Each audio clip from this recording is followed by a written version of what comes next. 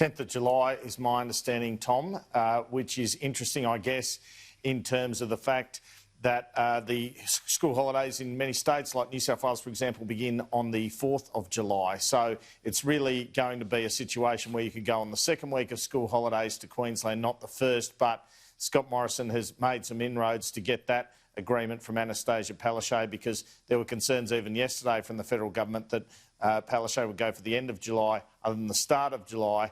WA government sources have consistently put to me that September is the most likely time for them. And I think you're quite right when you talk about the reason he spoke about or got agreement, made sure he got agreement from the National Cabinet on suppression versus elimination was quite simply about the borders issue, clearly about the borders issue. And you can see from WA's point of view why it would go for elimination, but ultimately they're going to have to open up to the rest of the country at some time or another. So they just have to wear it, I think, but they're more likely September. Yeah, and look, that was interesting. There was a warning there, even from Brendan Murphy, saying even if you want to go for elimination, people will still return from overseas and quarantine is not perfect. The other thing, the carrot being dangled there, I thought, Annalise, for these states that are somewhat reluctant at the moment to open the borders, is this pilot scheme, possibly as of next month. This feels incredible to be saying this year, so soon after the worst of this crisis. International students back in Australia, but if you're not going to open things up to Sydney, don't expect people from Singapore. Yeah, what an ultimatum there. That's clearly the line in the sand that the Prime Minister's drawing. If that people want those international students to come in, the money to be flowing to universities, then they need to open their borders.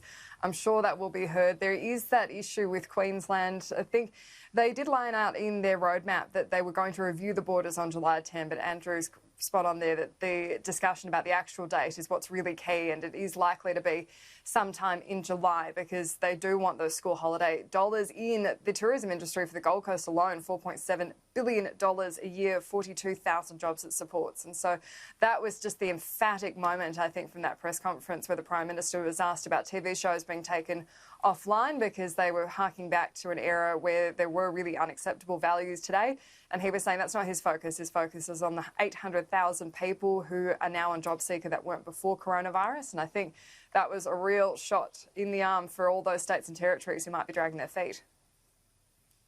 Yeah, and there was quite a focus, of course, on what's happening right now with the protests. Still a warning not to go from Brendan Murphy and Scott Morrison. But he did have to not necessarily walk back his comments today, Andrew Clennell, but in his own words, if he offended anyone over saying there is or has been no slavery in Australia, he said he deeply regretted that and apologised for it. He wanted to point out that he was simply saying there has been no legalised slavery in Australia, that slavery was outlawed under the British Empire, of course, well before Australian or white settlement in Australia. But he conceded when he was pressed on things such as blackbirding, when you're thinking of indentured Indigenous workers, and it is a pretty bad history in Australia. He said he's not trying to go over the history wars, if you like, was conceding that that could have caused offence. Nonetheless, also pointing to new targets set as well for closing the gap as trying to make some progress on all of this looking to the future. Well, that's as close as a walk back as you get from Scott Morrison, and frankly, he's getting better at apologising, isn't he? He apologised over Robo yesterday and about his comments today, and I think that's pretty appropriate. It's a pretty sensitive issue, that one. I thought he basically hit the right tone. He probably went a bit too far yesterday, felt he was misconstrued, so apologise for any offence today. The positive, we should really focus on this, Annalise. So 38 cases in the past week. The only state or territory right now with community transmission, so unknown transmission, is Victoria. That's a pretty incredible week when we're not, through all of the opening up of various economies and restrictions, but they've begun to be eased weeks ago. We're not seeing a spike just yet. This is pretty encouraging stuff. It is, and you can see that's why they are getting so enthusiastic, but we will have to wait and see. It'll take at least 2 weeks before we know if there were any transmissions at those rallies, but that's what's equally putting the pressure on these state and territory governments, because if you do have tens of thousands of people out, then you're saying to small businesses at the same time that you can't have 20 or 50 people. That's really where the pressure is going to be, because it will be seen as really unfair. But what we did see there as well was that push to be having more community events, and that was a big announcement in there as well, that if you had those stadiums with that 100-person limit or 1,000-person limit is being removed and it's being replaced by the 4-metre square rule. It still won't apply to those big stadiums like Marvel and the MCG, but it's still progress. It was an intriguing part of the announcement. I know you and me, Andrew, were quickly going through our heads around which stadium would be eligible or not. So what he's announcing is that if a stadium has 40,000 or lower in capacity, it can be 25% full. In other words, 10,000 people could be there. So if you look at a stadium around Australia, GMHBA or Cardinia Park, as the purists know it, would be able to get about 9,000 people in.